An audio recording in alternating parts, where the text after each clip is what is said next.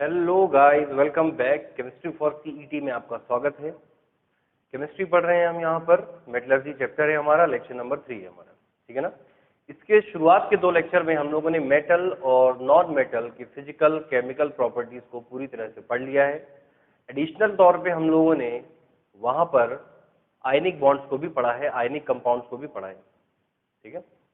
अब हमारा शुरू होने वाला है यहाँ पर पार्ट मेटलर्जी वाला। What is metallurgy?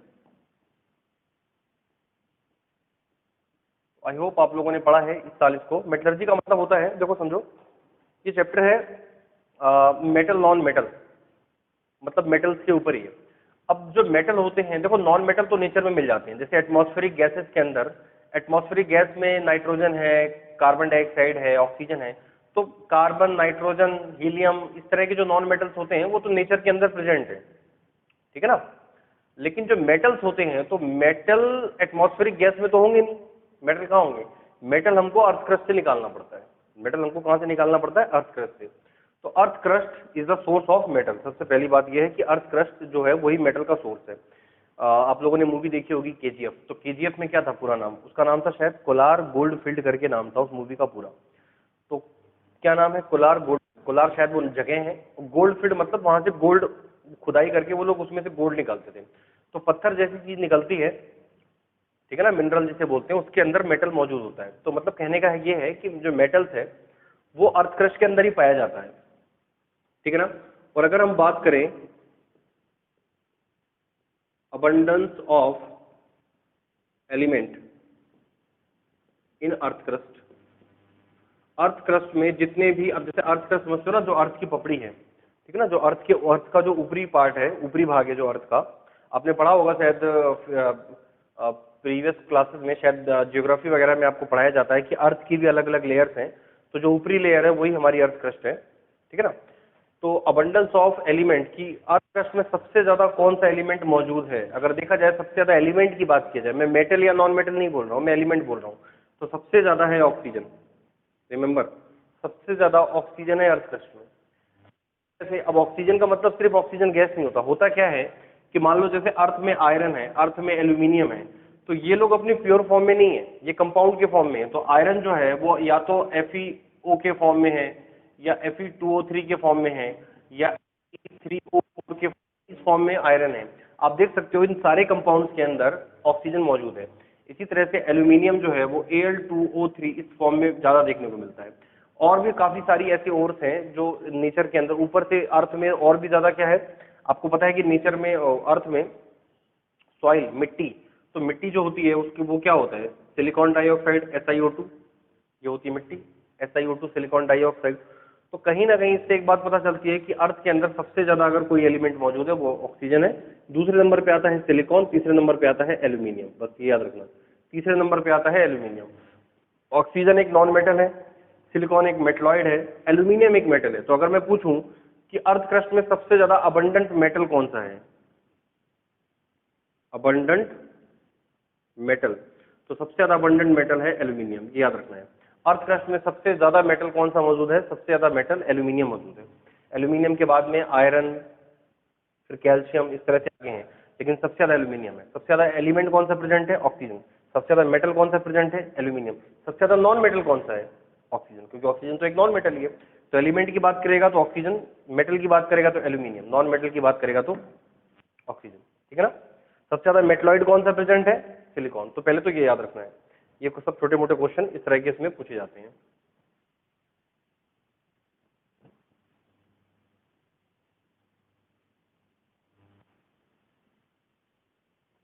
इसके बाद एक चीज और आती है कि मोस्टली मेटल जो होते हैं, मोस्टली जो मेटल अर्थ क्रस्ट में है वो कंबाइंड फॉर्म में है, ठीक है ना। Metals in earth crust, earth crust में जो मेटल है भी, तो वो 2 स्टेट में देखने को मिल सकते हैं। मेजोरिटी जो है, मैक्सिमम जो है वो कंबाइंड स्टेट में है। कंबाइंड स्टेट में मतलब कोई ना कोई कंपाउंड बना के हैं। और दूसरा दूसरा या फिर देखने को मिल सकता है नेटिव स्टेट। नेटिव स्टेट का मतलब ये है कि वो फ्री फॉर्म में है। नेटिव समझते हो ना, जो पर्सन वो खुद है, यानी कि वो किसी के साथ कंबाइन नहीं है। कंबाइंड स्टेट का मतलब किसी के साथ कंबाइन किए हुए कंपाउंड बनाए हैं। नेटिव स्टेट का मतलब होता है अपनी एलिमेंटल फॉर्म में। मैं इसी को लिख दे रहा हूँ, it means they are elemental form. वो किसी के साथ कंपाउंड वगैरह नहीं बनाते। कंबाइंड स्टेट में लगभग सारे ही मेटल देखने को मिल जाते हैं। इनके अलावा कौन कौन से? Gold, platinum, silver native state में भी मिलता है, कंबाइंड स्टेट में भी मिलता है, लेकिन नेटिव स्टेट में मिलता है इसलिए हम इसको यहाँ पे एग्जांपल के तौर पे ले रहे हैं। ये 3 ऐसे मेटल हैं जो नेटिव स्टेट में मिलेंगे, फ्री फॉर्म में मिलेंगे, इसीलिए इनको नोबेल मेटल भी कहा गया है। इससे पहले आप लोगों ने नोबेल गैस पढ़ी है, तो नोबेल गैस अलग है, हीलियम, नियॉन, आर्गन वो अलग चीज है। These are noble metals because they do not combine with other element to form any compound.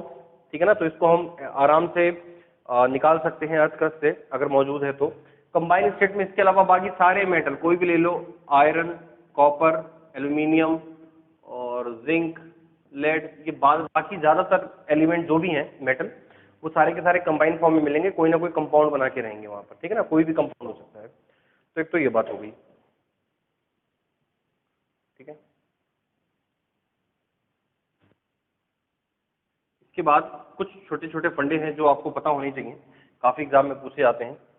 Metallurgy से रिलेटेड कुछ फिनोमेनाज हैं, जैसे मेटलर्जी क्या है? अर्थ क्रस्ट से मेटल निकालने का जो पूरा प्रोसेस है, मेटलर्जी वो प्रोसेस है जिसमें हम अर्थ क्रस्ट से डिफरेंट अलग अलग प्रोसेस से मेटल को निकालते हैं। कहाँ से? अर्थ क्रस्ट से। आगे बस में तो मेटलर्जी क्या है मैं लिख दे रहा हूं यहां पर, मिनरल्स या ओर्स, ठीक है ना, मिनरल या और कुछ भी कह लो, से मेटल निकालना, इसी प्रोसेस को कहते हैं क्या? Metallurgy. Means obtaining metals from minerals and ore of earth crust is called metallurgy. ये जो पूरा प्रोसेस है वो मेटलर्जी। हम उस प्रोसेस को देखेंगे कि क्या क्या प्रोसेस है। ऐसा नहीं है कि आप अर्थ क्रस्ट, मान लो आप कहीं गए और उसमें देखा आपने कि इस अर्थ क्रस्ट के अंदर मेटल है, तो आपने ऐसे हाथ डाला और उसमें से मेटल निकाल लिया, ऐसे नहीं होता। मेटल है भी तो उस पत्थर के अंदर इस तरह से वो मेटल है कि उसमें से उसे निकालने में भी बड़ी मेहनत लगेगी।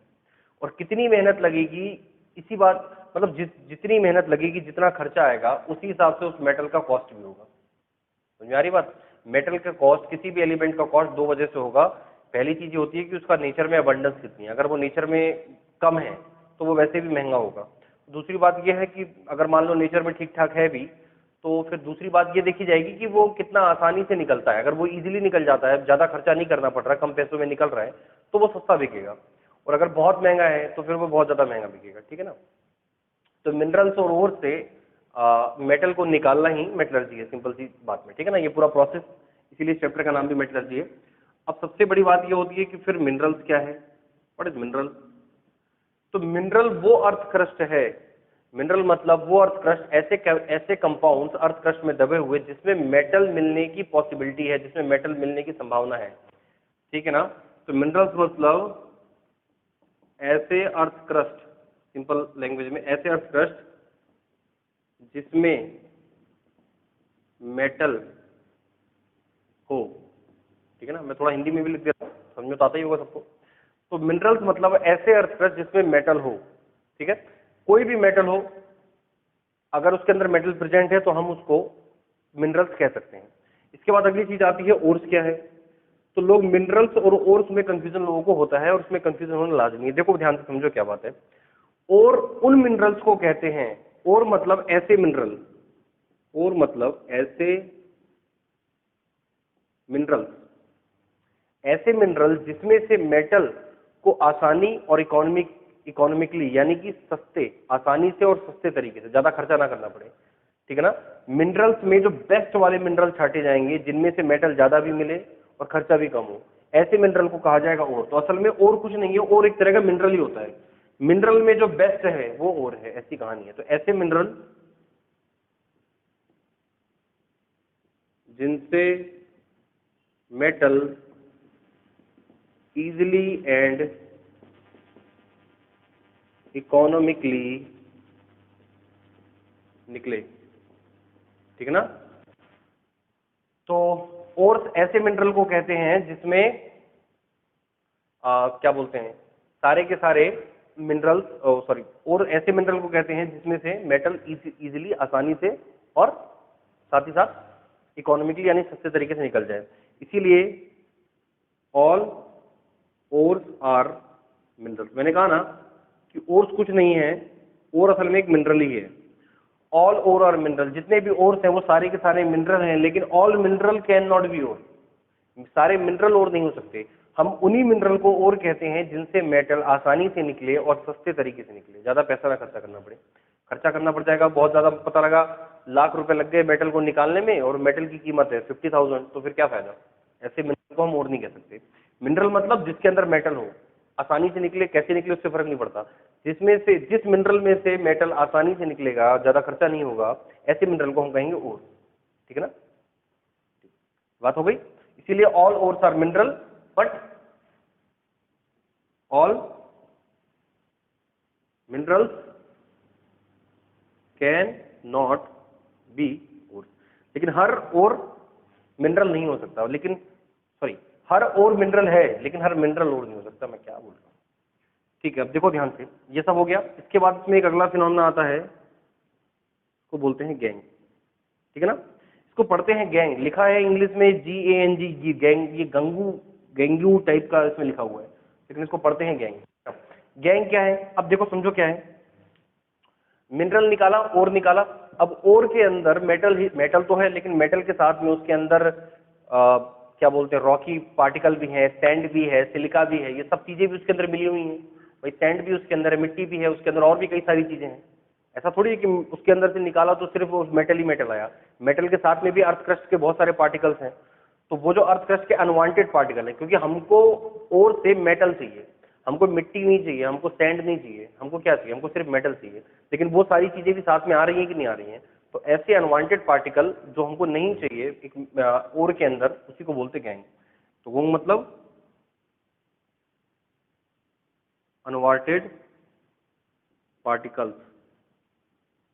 अनवांटेड पार्टिकल्स में क्या हो सकता है, सैंड, सॉइल, रॉक, स्टोन्स, छोटे छोटे unwanted particle of ore. Ore के अंदर जो अनवांटेड पार्टिकल पाए जाते हैं, जो हमें नहीं चाहिए, जिनको हमें निकालना पड़ता है। भाई मेटलर्जी प्रोसेस क्यों बना, अगर हमें सीधा का सीधा मान लो कोई, अब मान लो इस दुनिया में कोई आयरन का पूरा आयरन का एक पहाड़ है, तो उसमें से जाके आयरन निकाल लेंगे, क्या जरूरत इतनी मेहनत करने की। लेकिन ऐसा नहीं होता कि सिर्फ उसके अंदर आयरन है, वो आयरन है भी तो वो आयरन कोई ना कोई कंपाउंड बना के रहेगा, और वो भी अर्थ क्रस्ट यानी मिट्टी विट्टी के साथ में दबा हुआ मिलेगा। तो उसमें से निकाल के उस आयरन को अलग करना है। और ये जो पूरा प्रोसेस है, एक मिनरल से उसको, मिनरल में से और पहचानना है कि किससे निकालना है, उसके बाद उसमें से गैंग को हटाना है और मेटल को प्योर करके, जो पूरा प्रोसेस है, इसी प्रोसेस को बोलते हैं मेटलर्जी। मिनरल और से मेटल को निकालना, this process is called metallurgy. Mineral क्या है समझ में आ गया, जिसके अंदर मेटल है। और क्या है, ऐसे खास मिनरल जिसमें से मेटल को आसानी से निकाला जा सके और कम खर्चे में निकाला जा सके, they are called ores. And gangue are the unwanted particle of ore. Ore के अंदर वो अनवांटेड पार्टिकल जो हमको नहीं चाहिए, हमको तो मेटल चाहिए, हमको पत्थर क्यों चाहिए। तो ऐसी चीज समझे आई बात।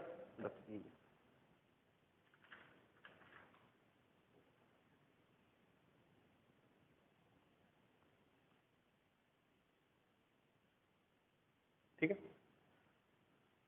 तो इसकी बात यहाँ पे खत्म होती है। अब इसके बाद मान लो हमको मिनरल मिल गया है, और उस मिनरल में से हमने और भी छांट लिया, हमने ये देख लिया कि ये और है। ठीक है ना, यही पूरा प्रोसेस, यही होता है मेटलर्जी। अब इसके स्टेप्स होते हैं, इसके भी स्टेप्स होते हैं अलग अलग, कैसे कैसे स्टेप्स में। तो नेक्स्ट है स्टेप्स ऑफ मेटलर्जी, यानी कि एक ओर में से, एक मिनरल में से मेटल को निकालने के लिए जो पूरा क्या क्या स्टेप्स है, क्या क्या प्रोसेस है, उसको पूरे प्रोसेस की बात किया जाए तो उसकी बात हम लोग यहाँ पर करने वाले हैं। तो ओर से मिनरल को निकालने के देखो क्या क्या प्रोसेस है। सबसे पहली बात, बुक्स में तो अलग तरीके से दे रखा है, बुक में तो बड़े अजीबोगरीब ढंग से दे रखा है। देखो सबसे पहला होता है crushing, crushing of ore.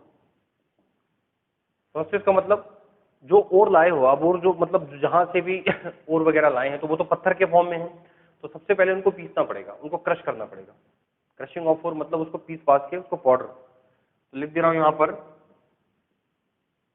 Change ore into powdered form, change ore into powdered form.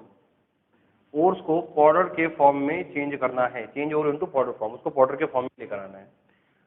अब अगर हमने मान लो ओर को पाउडर फॉर्म में बना दिया, उसको हमने किसी मशीन में डाल के कूट पीट के एकदम पाउडर बना दिया, चूरा बना दिया। अब उस चूरे के अंदर मेटल भी है, क्योंकि मेटल तो ओर के अंदर प्रेजेंट था, लेकिन अब उसके अंदर पत्थर, मिट्टी विट्टी जो भी था, गैंग जितना भी गैंगू, वो सब भी उसी के अंदर पड़ा हुआ है। तो अब उसको अलग करना पड़ेगा। तो इस प्रोसेस को बोलते हैं, सेकेंड प्रोसेस को बोलते हैं concentration of ore. Second process है कॉन्सेंट्रेशन ऑफ ओर। ओर का कॉन्सेंट्रेशन करना पड़ेगा, यानी कि उसके अंदर से कॉन्सेंट्रेशन में क्या है, कॉन्सेंट्रेशन का मीनिंग हो गया separate out the gangue particles, separate out the gangue particles from ore. Ores में से जो भी अनवांटेड पार्टिकल हैं, गैंग वैंग मिट्टी विट्टी, उसको वहां से अलग करना है। लेकिन ये इतना हल्का काम नहीं है, इसमें बहुत मेहनत लगती है। हम कॉन्सेंट्रेशन से ही मेन क्वेश्चन काफी सारे पूछे जाते हैं। तीसरा है, इसके बहुत अलग अलग तरीके होते हैं कॉन्सेंट्रेशन। देखो इसको हम देखेंगे। इसके बाद जब हमारा हो गया, मान लो हमने ओर लिया, सबसे पहले हमने उसको पीस के मिट्टी फॉर्म में कर लिया, चूरा बना दिया एकदम पाउडर। उसके बाद अब हम उसमें से क्या करेंगे, जितना भी अनवांटेड पार्टिकल है, जो भी उसके जो में नहीं चाहिए, जैसे मिट्टी विट्टी उसके अंदर पड़ी हुई है, हमको सिर्फ मेटल चाहिए ना, हमको मिट्टी क्या करना, तो उसके अंदर से कॉन्सेंट्रेशन ऑफ ओर में हम उसके अंदर से मिट्टी विट्टी जो भी होगी, गैंग वैंग, वो सब निकाल देंगे। तीसरा क्या होता है कि मेटल, अब मान लो जैसे आयरन है, तो सपोज करो आयरन कार्बोनेट के फॉर्म में है, या कॉपर है वो सल्फाइड के फॉर्म में है, इस तरह से है। तो अगला काम ये होता है कि उसको चेंज करना पड़ेगा उसके ऑक्साइड के फॉर्म में। यानी कि अगर हमारे पास आयरन कार्बोनेट की ओर है या कॉपर सल्फाइड की ओर है, तो हमें इसको बदलना पड़ेगा, आयरन कार्बोनेट को आयरन ऑक्साइड बनाना पड़ेगा, या कॉपर सल्फाइड को हमको बनाना पड़ेगा कॉपर ऑक्साइड। तो अगला काम है change metal compound into its oxide. Metal compound को इसके ऑक्साइड के लिए आप लोगों ने पढ़ा होगा, इसके लिए हम दो प्रोसेस अपनाते हैं, और एक प्रोसेस होता है हमारा कैल्सिनेशन। इस प्रोसेस के बाद जो हमारा मेटल है ना, समझे ना, जिस मेटल को निकालने के लिए हम इतनी तामझाम कर रहे हैं, वो जो मेटल है इस प्रोसेस के बाद वो मेटल ऑक्साइड के फॉर्म में आ जाएगा। यानी कि जब हम रोस्टिंग या कैल्सिनेशन कर देंगे, तो हमारा जो आयरन है मान लो, वो आयरन ऑक्साइड के फॉर्म में होगा, कॉपर सल्फाइड के फॉर्म में होगा। ऐसा इसलिए करते हैं क्योंकि मेटल को उसके ऑक्साइड से निकालना आसान है, बजाय उसके कार्बोनेट या किसी और कंपाउंड से। आगे बात समझे। ये सब करने के बाद हमारे पास मान लो, अब जब से इतना कुछ करने के बाद हमारे पास मान लो आ गया आयरन ऑक्साइड या कॉपर ऑक्साइड, इस तरह के हमारे पास आ गया। अब हमको मेटल चाहिए। अब हमको आखिरी में क्या करना है, आपको सिर्फ ऑक्सीजन यहां से अलग करना है, ठीक है ना। ऑक्सीजन को यहां से हटा दो, ये ऑक्सीजन हटा दिया, ये ऑक्सीजन हटा दिया, देखो मेटल बन गया आयरन और कॉपर। तो यहाँ पे फोर्थ स्टेप क्या है, रिडक्शन। किसी भी चीज में से, चैप्टर नंबर 1, सॉरी इससे पहले वाला चैप्टर पढ़ाया था केमिकल रिएक्शन इक्वेशन में, उसमें रिडॉक्स रिएक्शन पढ़ाई थी। रिडॉक्स रिएक्शन में ऑक्सीडेशन और रिडक्शन बताया था ना। रिडक्शन का मतलब होता है कोई चीज या तो हाइड्रोजन गेन करे, रिडक्शन का मतलब या तो हाइड्रोजन गेन करे या ऑक्सीजन का लॉस करे। यहाँ पर इन दोनों ने ऑक्सीजन का लॉस किया है, तो इसीलिए हमारे पास जो मेटल का ऑक्साइड है, अब उसको रिडक्शन करना पड़ेगा। तो reduction of metal oxide, metal oxide का रिडक्शन करते ही आपको तुरंत मेटल मिल जाएगा।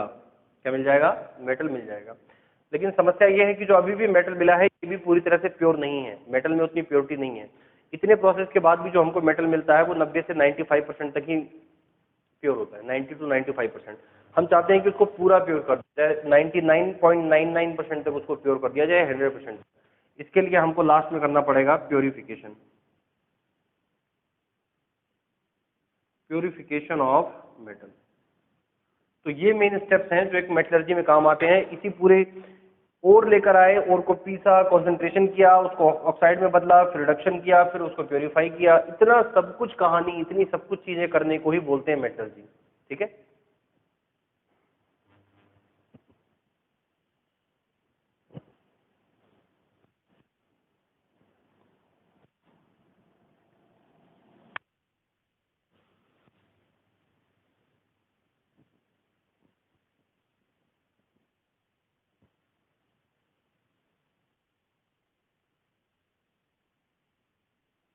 ओके, तो ये तो हो गया मेटलर्जी का प्रोसेस। इसमें से हमको क्रशिंग ऑफ ओर नहीं पढ़ना है।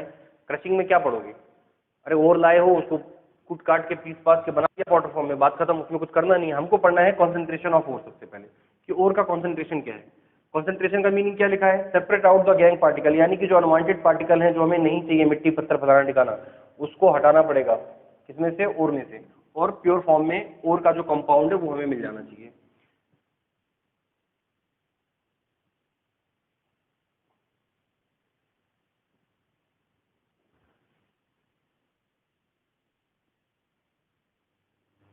तो स्टेप्स ऑफ मेटलर्जी में हम पढ़ने जा रहे हैं, पहला it is concentration of ore, concentration of ore. अब ओर के कॉन्सेंट्रेशन के काफी अलग अलग तरीके हैं, ओर के कॉन्सेंट्रेशन के अलग अलग काफी सारे तरीके हैं। इस क्या बोलते हैं क्लास 10 तक तो आपको कुछ तरीके पढ़ने को मिलेंगे जो मेनली फिजिकल मेथड पे ही बेस्ड हैं। तो देखो कॉन्सेंट्रेशन ऑफ ओर के क्या तरीके हैं मेन, पहला है physical method. Physical method, physical method का मतलब हो गया कि यहाँ पर कोई रिएक्शन वेक्शन नहीं होने वाली है। फिजिकल मेथड में कोई रिएक्शन वेक्शन नहीं होगी, कोई कंपाउंड रिएक्शन वेक्शन ऐसा कुछ नहीं होने वाला, बड़े सिंपल तरीके से चीजों को अलग कर दिया जाएगा। क्या फिजिकल मेथड में कौन कौन से मेथड है, देखो यहाँ पर फिजिकल मेथड में हमारा सबसे पहला है gravity separation. Gravity gravity separation, gravity separation के आपके इसमें दो एग्जांपल दिए हैं, विल्फी टेबल, और ग्रेविटी सेपरेशन के आपको दो एग्जांपल दिए गए हैं इसमें। एक है हमारा विल्फी टेबल मेथड और दूसरा है हमारा हाइड्रोलिक वॉशिंग। ठीक है ना, मैं समझाता हूँ क्या है, अभी रुक जाओ 2 मिनट। इसके बाद फिजिकल मेथड में हमारा एक बहुत इंपॉर्टेंट है जो है मैग्नेटिक सेपरेशन। मैग्नेटिक सेपरेशन क्या है ये सब, ये सारे ओर को कॉन्सेंट्रेट करने के तरीके हैं, ठीक है ना। इसके बाद फिजिकल मेथड में हमारा एक आता है, बहुत इंपॉर्टेंट है ये भी, फ्रोथ फ्लोटेशन। इसके अलावा तो मुझे नहीं लगता कि कुछ भी है, यही है मेरे ख्याल से, मैग्नेटिक फ्रोथ फ्लोटेशन। हाँ ठीक है, तो यही हमारे मेन मेन मेथड है, ये सारे हमारे फिजिकल मेथड है, जरा ध्यान से देख लो इनको, हम बहुत ज्यादा बात नहीं करने वाले। ये सारे मेथड है जिससे हम पिसी हुई ओर को, जो इस ओर को हमने पाउडर फॉर्म में चेंज किया है, उसमें से हम गैंग पार्टिकल को अलग करेंगे और मेटल को अलग करेंगे। ठीक है, क्या है ग्रेविटी सेपरेशन का मतलब ये होता है कि यहाँ पर चीजों को ग्रेविटी के बेसिस पे अलग किया जाएगा, यानी कि उनकी डेंसिटी के बेसिस पे अलग किया जाएगा। जो चीज ज्यादा भारी है और जो चीज हल्की है, मान लो चलो ऐसा कर देंगे कि उसमें पानी वानी भर देंगे और जो चीज भारी है वो नीचे बैठ जाएगी, जो हल्की है वो बह जाएगी, इस तरह से कुछ कहानी होती है। तो विल्फी टेबल, हाइड्रोलिक वॉशिंग, दोनों मेथड में यही होता है, ग्रेविटी सेपरेशन पे बेस्ड है, यानी कि यहाँ पर मैटर की डेंसिटी और उसका जो वजन है वो मैटर करता है। तो ये दोनों मेथड इस तरह के हैं। मैग्नेटिक सेपरेशन की बात किया जाए तो मैग्नेटिक सेपरेशन में क्या होता है कि जो मैग्नेटिक सेपरेशन में क्या है कि मान लो जैसे हमारे पास और पिसी हुई है, अब उसके अंदर और जो पीस रखी है उसके अंदर मेटल भी है और उसके अंदर गैंग भी है, क्योंकि वो पिसा हुआ है, हमको गैंग को अलग करना है और ओर को अलग करना है, ऐसा करना है। अब दोनों में से अगर किसी का नेचर, अगर मान लो ओर या मेटल में से किसी का नेचर मैग्नेटिक है, कोई मैग्नेट को अट्रैक्ट करता है, तो हमारा काम हो जाएगा। तो मैग्नेटिक रोलर की हेल्प से हम दोनों को अलग कर देते हैं। यहाँ पर और या फिर क्या बोलते हैं गैंग में से किसी एक में मैग्नेटिक प्रॉपर्टी होनी चाहिए, दोनों में नहीं होनी चाहिए, किसी एक में होनी चाहिए। अगर दोनों में हो जाएगा फिर तो दोनों ही चिपक जाएंगे उसमें जाके मैग्नेट में, फिर क्या फायदा। तो दोनों में से किसी एक में मैग्नेटिक प्रॉपर्टी होनी चाहिए, जनरली मेटल में होती है। तो ये स्पेशली है जैसे कि आयरन, कोबाल्ट, निकल, ये ऐसे मेटल हैं जिनके अंदर मैग्नेटिक प्रॉपर्टी पाई जाती है, स्पेशली आयरन के लिए। ठीक है ना। फ्रोथ फ्लोटेशन का जो मेथड है ये भी एक फिजिकल मेथड है, ये सारे ही फिजिकल हैं। फ्रोथ फ्लोटेशन का मेथड है, ये होता है किसी भी चीज की वेटेबिलिटी के ऊपर। ठीक है ना। यहां पर हम पाइन ऑयल का यूज करते हैं। पाइन ऑयल एक पूरा बना हुआ है बुक में चित्र, इतना टाइम नहीं है उसको समझाने का भी, लेकिन ये स्पेशली बस याद रखना कि फ्रोथ फ्लोटेशन मेथड जो होता है वो सल्फाइड ओर्स के लिए होता है। सल्फाइड ओर्स जैसे कि zinc sulphide, lead sulphide, iron sulphide, copper sulphide, इस तरह की जो ओर्स होती हैं, ठीक है ना, ये जिंक की ओर है, लेड की, आयरन की, कॉपर की, जो सल्फाइड ओर्स होती हैं, ऐसी ओर्स के लिए हम लोग जनरली फ्रोथ फ्लोटेशन मेथड को यूज करते हैं। ठीक है ना, और ज्यादा इसमें कुछ करने लायक नहीं है इतना।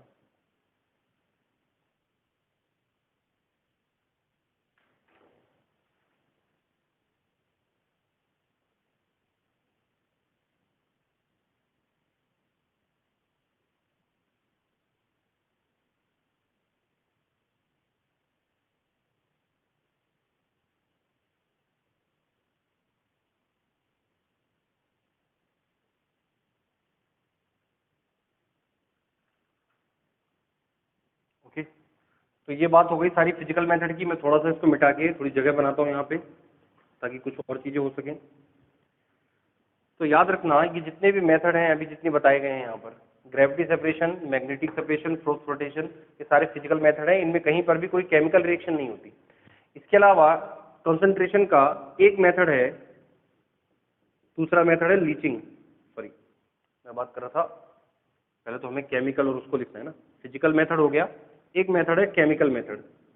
केमिकल मेथड ऐसा मेथड है जिसमें हम लोग कुछ रिएक्शन वगैरह की हेल्प से, ठीक है ना, कंपाउंड्स के बीच में कुछ रिएक्शन वगैरह करवा के तब हम उसमें कंसंट्रेशन करेंगे।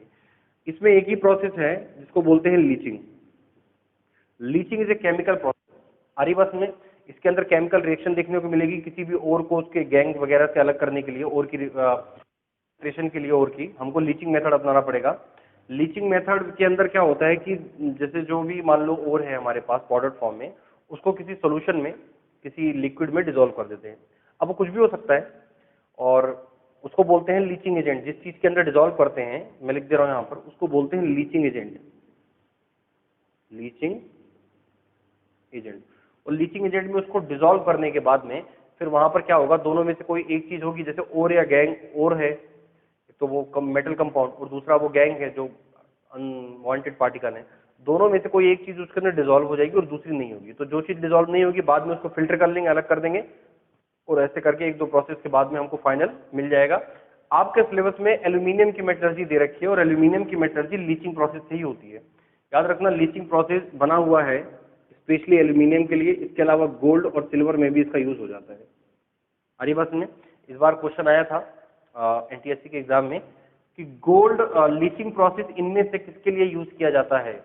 उसमें ऑप्शन में एल्यूमिनियम नहीं दिया था लेकिन गोल्ड दिया था, तो आंसर गोल्ड होना चाहिए था। वैसे लीचिंग प्रोसेस मेनली बना है एल्यूमिनियम के लिए और गोल्ड के लिए।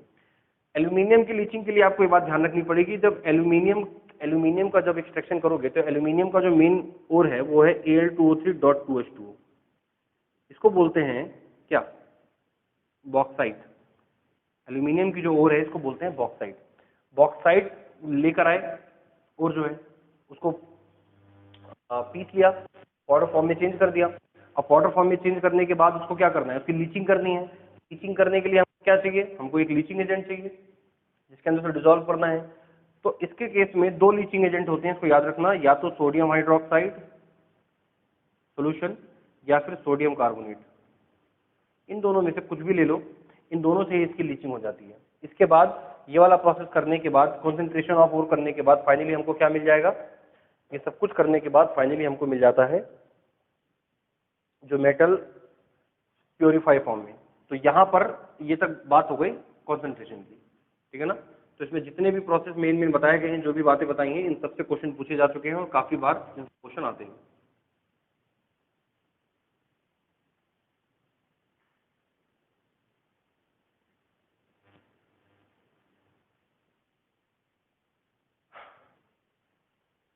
इसके बाद दो स्टेप हो गए हमारा। तीसरा स्टेप से change ore into its oxide, यानी कि जो मेटल है उसको उनके ऑक्साइड में चेंज करना होगा। मैंने बताया है इसके लिए हम दो मेथड अपनाते हैं, एक है हमारा रोस्टिंग, दूसरा है हमारा कैल्सिनेशन। रोस्टिंग एंड कैल्सिनेशन, आपको बस ये ध्यान रखना है, रोस्टिंग बना है स्पेशली सल्फाइड ओर के लिए। Roasting is made for sulphide ore, ठीक है ना। सल्फाइड ओर होती है जैसे कि zinc sulphide, lead sulphide, copper sulphide, iron का सल्फाइड, मर्क्यूरी सल्फाइड। ऐसे सल्फाइड ओर्स के लिए हमको रोस्टिंग प्रोसेस अपनाना पड़ता है। रोस्टिंग प्रोसेस में क्या होगा, क्या होता है इस प्रोसेस में, हीट करना है, heat strongly in presence of air. Air की प्रेजेंस में, यानी कि उसको ओपन कंटेनर में करना है। मेन बात ये, एयर की प्रेजेंस का मतलब ये हो गया कि कंटेनर को बंद नहीं करना है, कंटेनर शुड बी ओपन। खुला हुआ होगा तो जैसे कि मान लो कि एग्जांपल ले लो, सपोज करो जिंक सल्फाइड, किसी भी चीज को गर्म करोगे तो वो ऑक्सीजन के साथ में तो रिएक्शन मतलब हो ही जाती है, क्योंकि नेचर में ऑक्सीजन है। तो ऑक्सीजन से रिएक्शन करके यहाँ पर जिंक ऑक्साइड बन जाएगा और सल्फर यहाँ पर सल्फर डाइऑक्साइड के फॉर्म में अलग हो जाएगा। तो देखो पहले जिंक सल्फाइड था, बाद में बन गया जिंक ऑक्साइड। तो यही बोलते हैं conversion of metal into its oxide. तो ऑक्साइड के फॉर्म में चेंज किया है।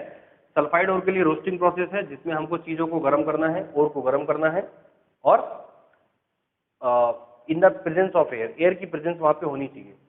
कैल्सिनेशन प्रोसेस में इसका अपोजिट होता है। यहाँ पर क्या होता है, इसमें भी जैसे ये स्पेशली बना है कार्बोनेट ओर के लिए। सबसे पहले तो ये याद रखो, this is made for carbonate ore. Carbonate ore के लिए ही ये चीज बनाई गई है, जो कार्बोनेट ओर होते हैं। जैसे कि कौन कौन से कार्बोनेट हो सकते हैं, जैसे कि मान लो कैल्शियम कार्बोनेट, जैसे कि आयरन का कार्बोनेट, जैसे कि मैग्नीशियम का कार्बोनेट, जैसे कि कॉपर कार्बोनेट। इस तरह की जो ओर्स होती हैं, इनके लिए ये बनाया गया है। इसमें क्या करते हैं कैल्सिनेशन प्रोसेस में, यहां पर भी स्ट्रांगली हीट करते हैं, स्ट्रांगली हीट इन, लेकिन इस प्रोसेस में एयर की प्रेजेंस नहीं होनी चाहिए, in the absence of air, in the absence of air. Air नहीं होनी चाहिए। एयर क्यों नहीं होनी चाहिए? एयर इसलिए नहीं होनी चाहिए क्योंकि इनमें ऑलरेडी ऑक्सीजन प्रेजेंट है। भाई हम ये प्रोसेस कर क्यों रहे हैं, हम ये सब कर क्यों रहे हैं? मेटल को उसके ऑक्साइड में चेंज करने के लिए। सल्फाइड के अंदर, इन सब के अंदर ऑक्सीजन नहीं था, लेकिन इसके अंदर तो ऑक्सीजन है ना, कार्बोनेट में तो ऑक्सीजन होता है। तो कैसे होगा? जैसे मान लो ले लिया कैल्शियम कार्बोनेट, ये रिएक्शन आप लोगों ने डिकम्पोजिशन में पढ़ी है, याद करो। इसको स्ट्रांगली हीट किया, ठीक है ना, यहाँ पे लिख दिया कैल्सिनेशन। कैल्सिनेशन का मतलब हो गया कि गर्म कर रहे हैं एयर की एब्सेंस में। क्या होगा? Calcium oxide plus carbon dioxide. यहाँ से कार्बन डाइऑक्साइड गैस अलग हो जाएगी। इसी तरह से मान लो ले लिया मैग्नीशियम कार्बोनेट, मैग्नीशियम कार्बोनेट को भी गर्म किया, क्या हो जाएगा? Magnesium oxide plus carbon dioxide gas यहाँ पर निकल जाएगी। कॉपर कार्बोनेट ले लिया, गर्म कर दिया, कॉपर का ऑक्साइड प्लस CO2 गैस अलग। तो कुल मिला के हम क्या चाह रहे हैं कि मेटल का ऑक्साइड मिल जाए। मेटल का ऑक्साइड हमको मिल गया, ठीक है ना।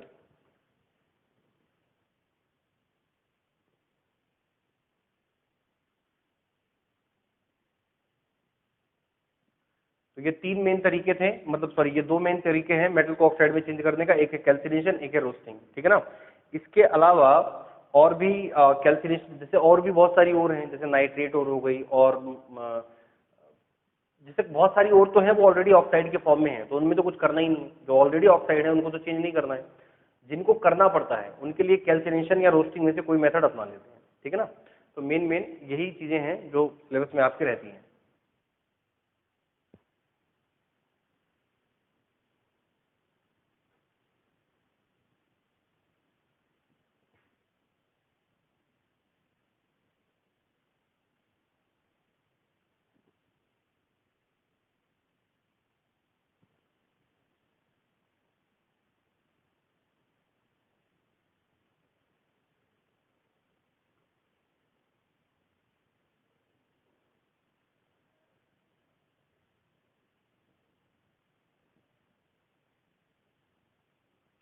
ठीक है ना।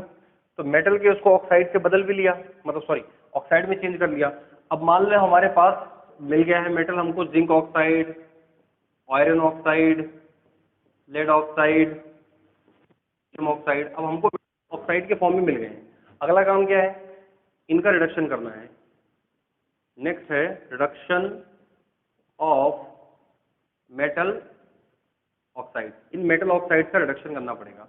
अब रिडक्शन करने के लिए अलग अलग मेथड अपनाने पड़ेंगे आपको। फिर से जरूरत पड़ेगी क्या बोलते हैं उसकी, मेटल रिएक्टिविटी सीरीज। तो मेटल रिएक्टिविटी सीरीज लिख लेते हैं। Potassium, sodium, calcium, magnesium, aluminium के बाद में जिंक, आयरन, लेड। मैं यहाँ पर निकल टिप वगैरह को नहीं लिख रहा हूँ क्योंकि उनकी जरूरत नहीं है हमको, ठीक है ना, उनको हम नहीं लिखेंगे। और इसके बाद यहाँ पर है हाइड्रोजन, उसको छोड़ देते हैं। Copper, mercury, silver, gold. Reduction की बात आ रही है, इनकी रिडक्शन करना है सब ऑक्साइड्स में। तो ध्यान से देखो, ऊपर के मेटल्स इतने मेटल्स को हाईली रिएक्टिव माना गया है। हाईली रिएक्टिव जो होते हैं उनका अलग तरीका है। इतने मेटल्स को माना गया है, ये जो मेटल्स हैं यहाँ से जिंक से लेकर कॉपर तक, ये मॉडरेट रिएक्टिव मेटल है। ये जो नीचे वाले हैं ये बहुत ही लो रिएक्टिव है, ठीक है ना। सबसे पहले मैं लिख देता हूँ हाई रिएक्टिव,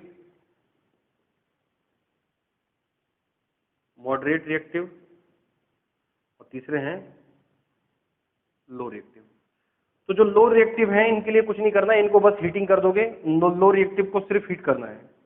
इनको स्ट्रांगली हीट करोगे, इनके अंदर से ऑक्सीजन अपने आप निकल जाएगा, ठीक है ना। इनको हीट करोगे, इनके अंदर से ऑक्सीजन अपने आप निकल जाएगा। मॉडरेट रिएक्टिव का रिडक्शन करना पड़ेगा। इनका रिडक्शन होगा रिडक्शन विद रिड्यूसिंग एजेंट। वहां पे पढ़ा था ना, रिडक्शन रिड्यूसिंग एजेंट भी पढ़ा था।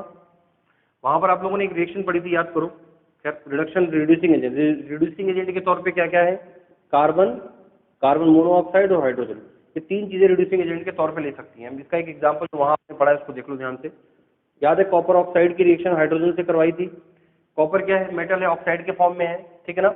हाइड्रोजन के साथ में इसकी रिएक्शन करवाई, सारा का सारा ऑक्सीजन हाइड्रोजन ने खींच लिया और बना दिया वाटर, और साथ में कॉपर मेटल बिल्कुल अलग हो गया, तो कॉपर फ्री फॉर्म में मिल गया कि नहीं? तो इस तरह के एग्जांपल हैं। तो रिडक्शन करने के लिए कार्बन, कार्बन मोनोऑक्साइड और हाइड्रोजन, ये तीन चीजों से रिडक्शन कराया जा सकता है। हाई रिएक्टिव मेटल का रिडक्शन करवाने के लिए इनका इलेक्ट्रोलिटिक रिडक्शन होता है। ये एक अलग मेथड है, इलेक्ट्रोलिटिक रिडक्शन। इलेक्ट्रोलिटिक रिडक्शन का मतलब हो गया, कैथोड होगा, एनोड होगा, उनको रखा जाएगा लिक्विड फॉर्म में। मेटल कैथोड की साइड में चला जाएगा, एनोड के साइड में गैस निकल जाएगी। कौन सी गैस, ऑक्सीजन, क्योंकि मेटल ऑक्साइड के फॉर्म में है। कैथोड पे सारा का सारा मेटल इकट्ठा हो जाएगा, ऑक्सीजन के फॉर्म में सारी की सारी गैस वहां से निकल जाएगी। तो इतने ही मेथड है मेन, यही सारी चीजें लगभग हमारे सिलेबस में हैं, जो हमको ये चारों चीजें पढ़नी पड़ती हैं। इसके बाद इसका प्योरिफिकेशन अलग पार्ट है। प्योरिफिकेशन आपके सिलेबस में नहीं दिया हुआ है। प्योरिफिकेशन के भी अलग अलग मेथड होते हैं। इलेक्ट्रोलिटिक प्योरिफिकेशन होता है और लिक्विफिकेशन होता है, डिस्टिलेशन होता है। तो आपको पढ़ने की जरूरत नहीं है, उससे क्वेश्चन शायद नहीं पूछेगा वो कभी। तो इसी के साथ लेक्चर समाप्त करते हैं। काफी सारी चीजें इसमें हो गई हैं। अब हमारे पास इस चैप्टर में बस बचा हुआ है एल्यूमिनियम की मेटलर्जी, हम थोड़ा सा पढ़ेंगे। एल्यूमिनियम की मेटलर्जी क्या होती है, कैसे होती है, और बाद में थोड़ा बहुत कोरोजन के बारे में। बस इसके बाद इस चैप्टर में कुछ भी नहीं बचता, ठीक है। इसी के साथ लेक्चर समाप्त होता है। मिलेंगे अगले लेक्चर में, बाय।